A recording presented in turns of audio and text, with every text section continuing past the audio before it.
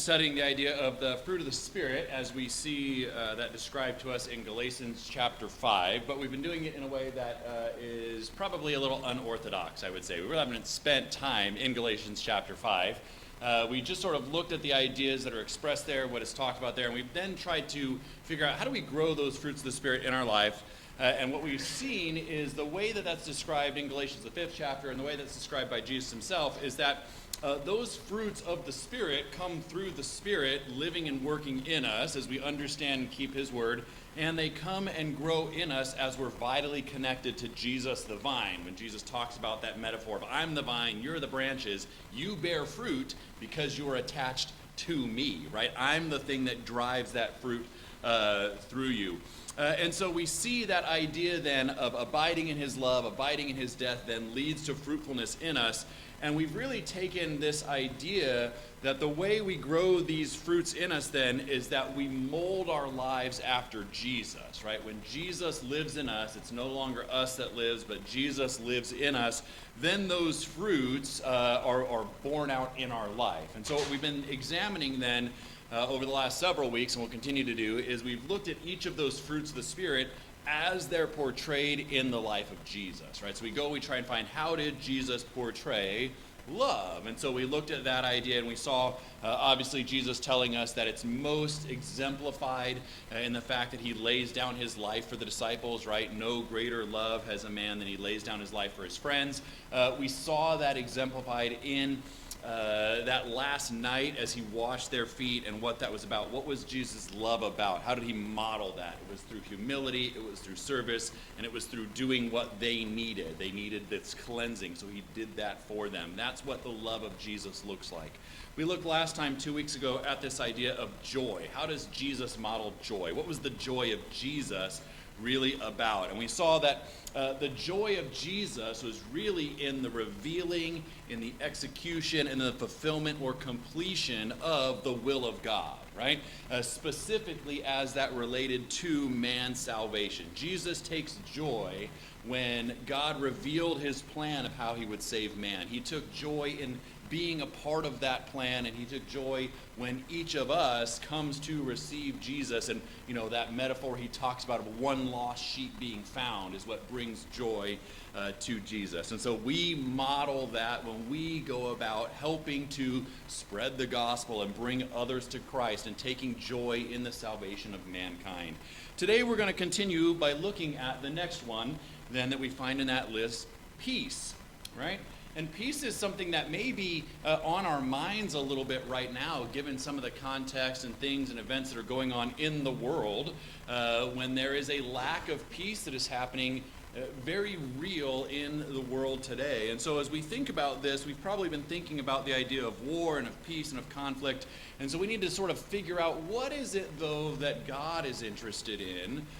What is it that Jesus was interested in? What is the peace of Jesus about? We see that peace will flourish or grow in our lives. What really is it that God is considering? And so, just like we've been doing with some of these other ones, we want to first establish the fact that there is such a thing, that Jesus modeled peace, that Jesus was about peace, that he had something in mind. I'm going to look at a couple of verses just real quick to sort of set that up there. And the first is in Colossians chapter 3, in verses 12 through 15. Paul, writing to Colossians, will say, "Put on then as God's chosen ones, holy and beloved, compassionate hearts, kindness, humility, meekness, and patience, bearing with one another, and if anyone has a complaint against another, forgiving each other, as the Lord has forgiven you, so you also must forgive.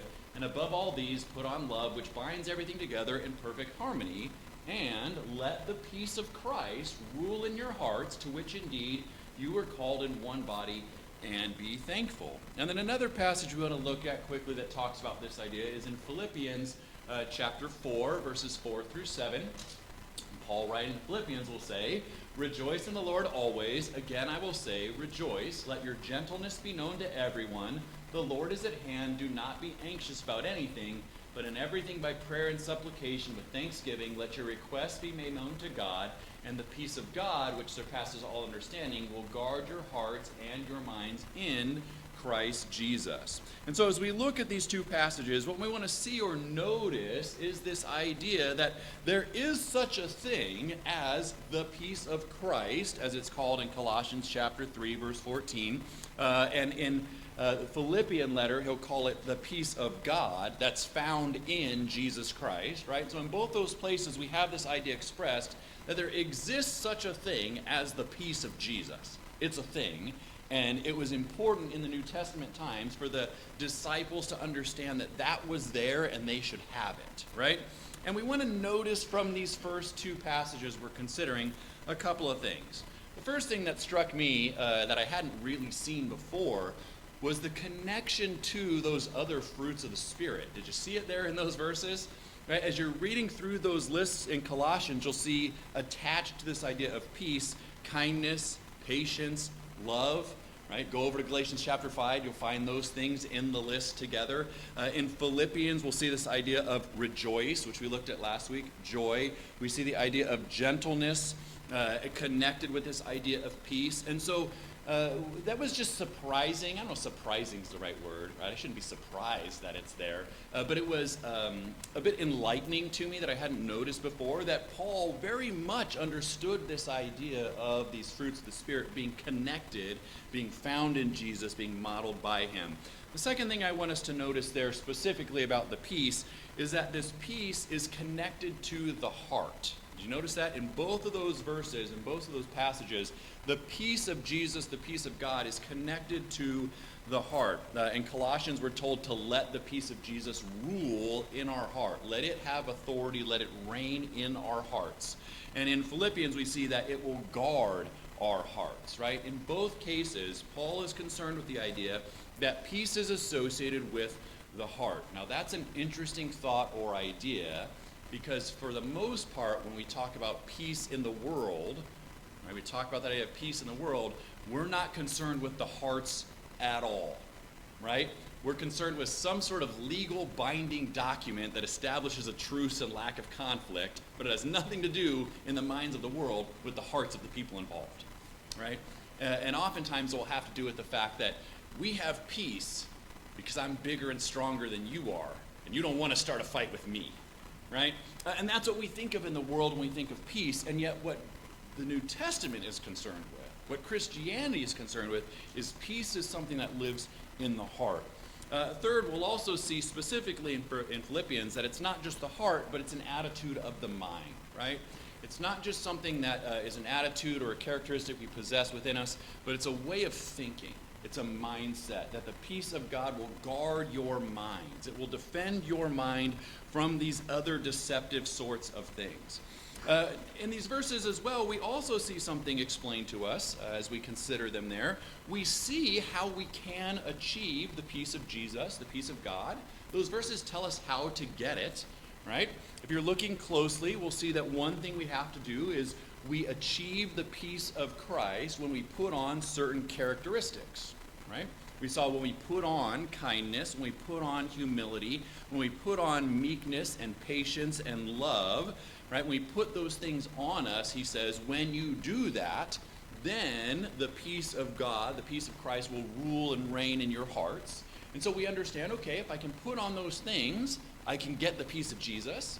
Philippians will tell us as well that we do that through prayer. When we take those things to God, when we bring these things, don't be anxious in anything, right? But through prayer and supplication, let your requests be made known with thanksgiving. And then what? And then the peace of God, he says, will rule and guard your minds and hearts. So we see in those verses how we can go about achieving that peace within us. And yet notice what's missing in the verses, right? Nowhere in the verses did he actually describe to you what the peace of Jesus was, right? He just says, it's something you want, it's something you should have, it's beneficial for you. But when Paul is writing this to the New Testament Christians, when he's writing this to the Colossians and the Philippians, he assumes what? That they already know what the peace of Jesus is. And that's interesting to me because it tells me something about the New Testament church that I think has slowly gotten lost over the way, right? And I think the thing that the New Testament church understood really well that has slowly gotten lost down through the ages, that we have to sort of get back, is what we've been talking about. They really understood what Jesus was like. And they really understood that we're going to mold and model our lives to look like Jesus' life. And when you understand that, and you already know what Jesus is like, and you understand you're trying to form your life very closely to look like his, you understand, I know what the peace of Jesus is. I know what the joy of Jesus is. I know what the love of Jesus is. I know what the gentleness of Jesus is. I've seen those things. I know what they are. And so we need to then consider, sort of looking at the life of Jesus, what is the peace of Jesus? We need to understand that so we can put that on ourselves. And so we're going to spend our time then looking at a couple of places where we can see the peace of Jesus described to us. We can see it modeled for us. Specifically, he will explain it. As we saw in the reading a little bit there a minute ago, he'll describe it to the disciples so they can understand it. So we're going to look in John chapter 14 and in John chapter 16, where Jesus will talk and describe to the disciples about this peace. And so we'll start by looking at John chapter 14, and we're going to look sort of at the end of that reading we had a few minutes ago there, since we just read most of it. We're going to start and read 25 through 27 again. And Jesus will tell the disciples this. He says, "These things I have spoken to you while I am still with you, but the Helper, the Holy Spirit, whom the Father will send in my name, he will teach you all things and bring to your remembrance all that I have said to you. Peace I am leaving with you. My peace I give to you. Not as the world gives do I give it to you. Let not your hearts be troubled, neither let them be afraid." As we look at this section here, we need to understand our sort of context, right? That this is the night of the crucifixion. Jesus is ready to be betrayed in a few hours' time. And so he's setting up all of these things to disciples, all these things he wants them to understand and remember. And we see here this idea that he says, "These things I've spoken to you," the words that I've spoken to you. I'm reminding you of things that I've told you in the past, right? He says the Holy Spirit, when he comes, he will help you remember all the things I've spoken to you. And the reason we call that out or point that out is because we've been building this idea that the fruits of the Spirit come into our lives when we do what? When we are guided by the Spirit through the words that have been spoken, right? We understand and grow in the Spirit. The Spirit works in our lives through the words of Jesus, through the words of the Spirit. And so we need to look back, because he's going to connect this here to peace in verse 27. He's going to connect it to peace, and he says, the things that I've spoken, right, will help you, will understand this idea of peace. So what had he spoken about? Well, we don't have time to read all of chapter 14, but I encourage you to go home and do that this afternoon. If you just quickly scan back up, in verses 1 through 3, he talks about this idea that I'm going to prepare a place for you. Right? I'm going to go off, I'm leaving, I'm going to prepare a place for you. We just sang that a few minutes ago. Did you catch that, right? That there's this place that God has gone, that Jesus has prepared for us, not seen with hands, a place that we're looking for and going towards. In verse 12 of chapter 14, he says, I'm going to the Father. I'm going to leave here, I'm going to go back and be one and join with the Father again. In verse 18 through 20, he says, and we saw this in the reading a minute ago, because I live, you will live. In verses 18 through 20, he talks about that idea with the disciples there, which really reinforces for us once again, our lives are connected in a vital way with the life of Jesus. Because I live, you live. Right? I'm living in you. That's the idea that Jesus is trying to get them to understand. And he says, all of these things that I've spoken to you, these things that I spoke to you, will you'll be reminded of by the Spirit. And then he says, peace I'm leaving with you. I told you these things should bring you peace. Now, as we look at what the peace of Jesus is then, besides that background of what he had talked about being somehow connected with his peace, there's two things or two clues we need to notice about what the peace of Jesus looks like, okay? One of those things that he talks about there is he says it's not as the world gives to you. And so we need to think about this idea that the peace of Jesus is not like the peace of the world. It's not like that. And we talked about that just a minute ago briefly, that when we think of peace, we think about the lack of physical conflict between two nations or two peoples. We think that's what peace is about, right? When people say we need to have more peace on the earth, we're thinking about that sort of end goal, right? And that end goal of peace on the earth is often achieved how? The way that peace on the earth is often achieved, if you go down through the course of human history, has been based on what? It's been based on military might and force of arms, right? Why was there so much peace in the time of the Roman Empire? Because they beat everybody else down, and they were in control of everything, and they said, good, now there's no fighting, right? There's no more fighting anymore because we control it all, right? When we think about peace in our modern American society, if I asked you, why does the U.S. enjoy a period of peace and prosperity, what's most people's answer going to be? Hey, yeah, coming out of the Second World War, we won. Everyone else got bombed into the Stone Age, and all the fighting was over there, and we were the most powerful military force on the planet. It's been that way ever since. And no one's going to come attack us because we're the biggest kid on the block, right? And we furthermore say, and it's our responsibility then, to help make sure there's peace all over the rest of the planet because we're the biggest kid on the block, right? That's what our modern peace is based upon, and it's been that way all throughout the course of human history. You achieve peace by being the biggest, baddest dude around, right? That's what peace is based on throughout history. And Jesus says, first of all, that's not what my peace is about. My peace is not about being militarily superior. It's not what it's like. That's not how I achieve it. That's not how I get it. The second thing he wants us to understand that's different from the world in that mindset is that the peace of the heart is related to not having fear. And so he says the peace I'm concerned with, the peace I'm talking about, is not a lack of conflict with one another, though certainly as we understand the peace of Jesus, we'll see that comes out of it. It's a byproduct.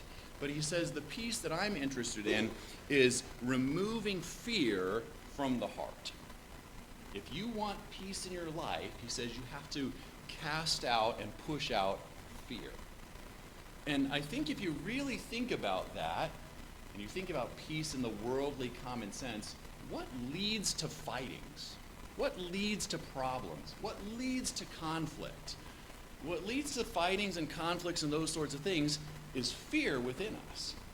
We're afraid you're going to take away my way of life. We're afraid that the limited resources on the planet are going to be yours and mine. We're afraid of something, and so it leads to conflict. It bleeds out as a consequence of that. But what Jesus says is true peace is not about what's happening on the outside, but true peace is about what's happening on the inside. And so those are some clues that he gives us there. And now we want to think about how that's going to continue to play out over the next couple of chapters. And we're going to have to jump forward for sake of time all the way into chapter 16 of John to see how he continues this idea. And so we'll look at the first couple of verses there just because he expands on this idea of fear. And so in verses 1 through 6 of John 16, he'll say to the disciples, I've said all these things to you to keep you from falling away. They will put you out of the synagogues. Indeed, the hour is coming when whoever kills you will think he's offering a service to God. And they will do these things because they have not known the Father nor me. But I have said these things to you, that when their hour comes, you may remember that I told them to you. I did not say these things to you from the beginning because I was with you, but now I'm going to him who sent me, and none of you asks, where are you going? But because I've said these things to you, that is, you'll be put out of synagogues, I'm going away, sorrow has filled your heart. Jesus, as he gets into chapter 16, has this idea he wants to expand on about what happened at the end of 14, about this idea of fear and of sorrow. He follows up on this idea in these verses by saying, look, there's a lot of bad, fearful things that are coming for you. A lot of external conflict kinds of things that are coming for you. A lot of hardships that are going to be brought onto you. And he knows something about the disciples. I've told you these things, and what's your reaction to it? You're afraid. You're fearful of that.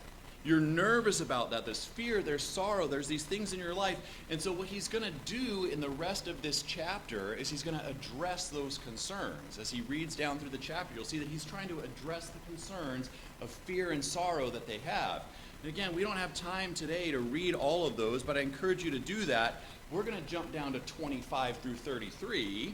And as he looks through addressing those things in chapter 16, when he gets down to these verses, he says, I've said these things to you in figures of speech. He talks about how you'll have fear and tribulation like a woman experiencing childbirth pains, but afterward there is joy. He says, I've said these things to you in figures of speech, but the hour is coming when I'll no longer speak to you in figures of speech, but I will tell you plainly about the Father. In that day, you will ask in my name, and I do not say that I will ask the Father on your behalf, for the Father himself loves you, because you have loved me and have believed that I came from God. I came from the Father, and I have come into the world, and now I'm leaving the world and going back to the Father, throwing us back to chapter 14, where he says, I'm returning to the Father. His disciples said, now you are speaking plainly and not using figurative speech. Now we know that you know all things, and do not need anyone to question you. This is why we believe that you came from God. And Jesus answered them, do you now believe? Behold, the hour is coming. Indeed, it has come. He's saying it's going to be right now. It's going to be tonight, when you will be scattered each to his own home and will leave me alone. But I am not alone. For the Father is with me, and I have said these things to you, that in me you may have peace. In the world you will have tribulation, but take heart, I have overcome the world. As we think about what the peace of Jesus looks like, he reiterates this idea again that I've spoken these things to you. I've told you what's about to happen. I've told you about these things so that you will have peace when they occur. He reiterates the idea that peace is not a piece of the world, right? He says here, look, in this world you're going to have what? Tribulation. You're going to have problems. You're going to have conflict. You're going to have these bad things. The peace I'm talking about is not that kind of peace. But then notice, here's the reveal. Here's what Jesus wants us to understand. What is the peace of Jesus? Jesus says, in the world you'll have tribulation. My peace is not about the world, because I've done what? I've overcome it. I have overcome the world. The peace of Jesus, Jesus' peace was knowing that he had overcome.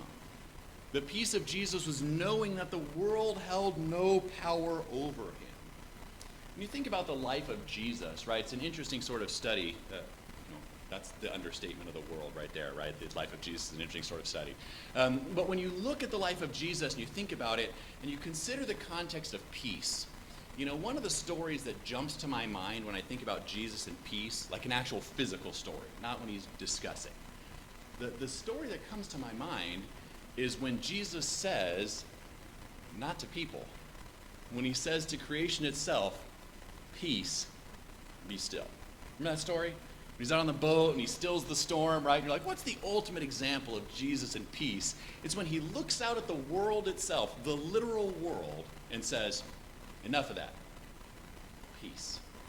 And the world itself calms down. Right? And Jesus says here, listen, I've overcome the world.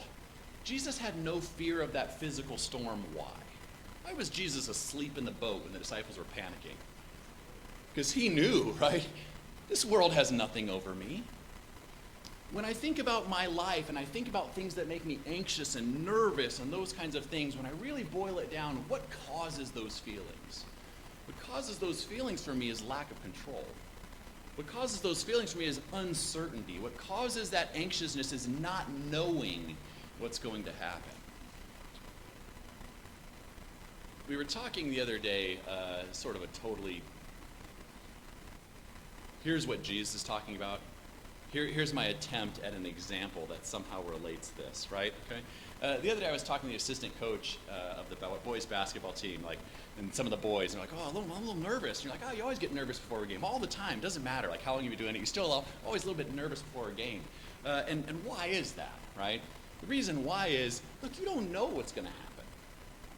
Now, I'm pretty confident in the boys that I've got and the season that we had and where we're at and looking at the competition level, really, and understanding, like, I'm pretty chill when it comes to the games when we roll out there. Why is that? I'm pretty sure that my boys are going to beat your boys because we've overcome you already twice this year by 30 points each time. And I'm pretty certain we're going to overcome you again, right? We've already overcome. Now take that and apply it to Jesus. Jesus, I've already overcome this world. There's nothing this world has that brings me anxiousness or fear because I've already overcome. I'm not afraid of the world's troubles. Jesus says, I'm not afraid of leaving the world. Right? I'm leaving this world. I'm going away. I'm literally leaving the planet. I'm not afraid. Why? Why was Jesus not afraid? Because he knew. I know where I'm going.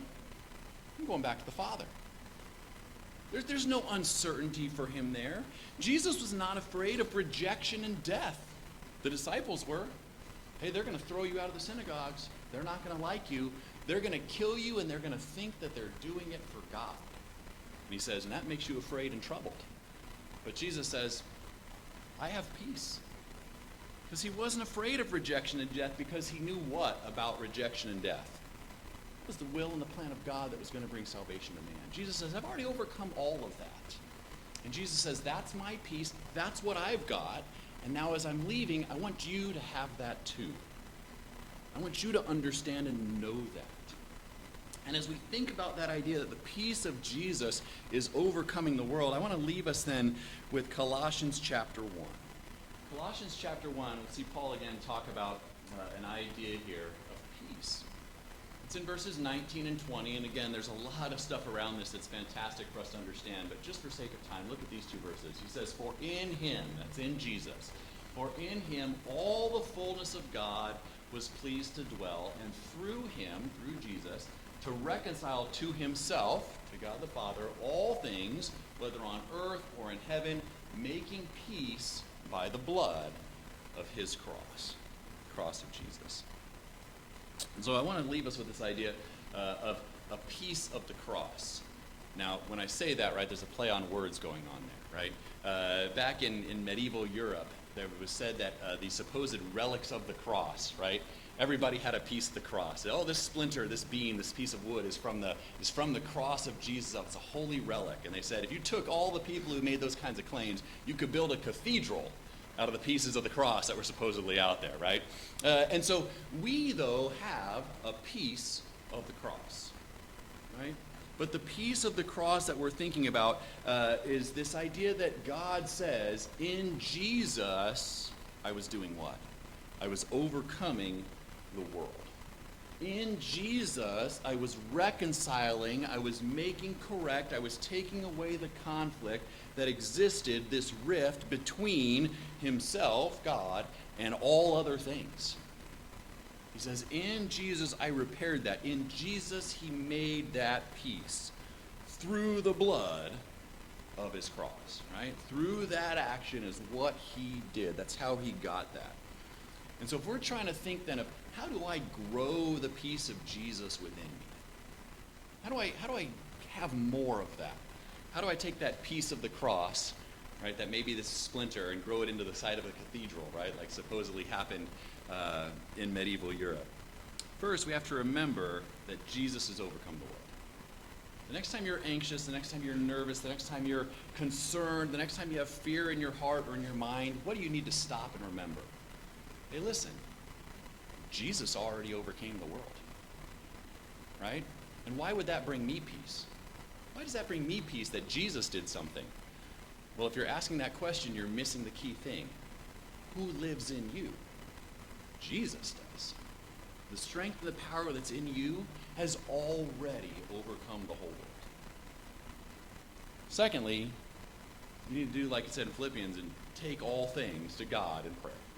Right? I mean, if you want a simple, practical thing to do, it's as easy as I can make it. The next time you're nervous, the next time you're concerned, the next time you have fear and sorrow in your heart, what do? You take it to God in prayer. And he says, if you will do that, then the peace of God that passes all understanding will reign and guard your hearts and minds. And thirdly, for some of you here, you need to get in contact with the blood of the cross. You can't have those things unless you're in contact with the blood of the cross. He says, God made peace. Jesus overcame the world through the cross itself. And so if you're not in contact with the blood of the cross, you really can't have those things. Now, you might think, hey, I can pray to God and it makes me feel a little better, but you're just fooling yourselves. You might think, oh yeah, if I think about Jesus and what he did, that makes me feel a little better, but you're just fooling yourselves if Jesus isn't living in you through the cross. And so if you need to take advantage of that invitation, if you need to take advantage of coming in contact with the cross, now's a good time to do that. We're going to sing a song here in just a minute that will be an opportunity for you to come to Jesus, to take advantage of his invitation, to name him as your Lord, to be baptized into his death. But before you do that, we're going to have a word of prayer.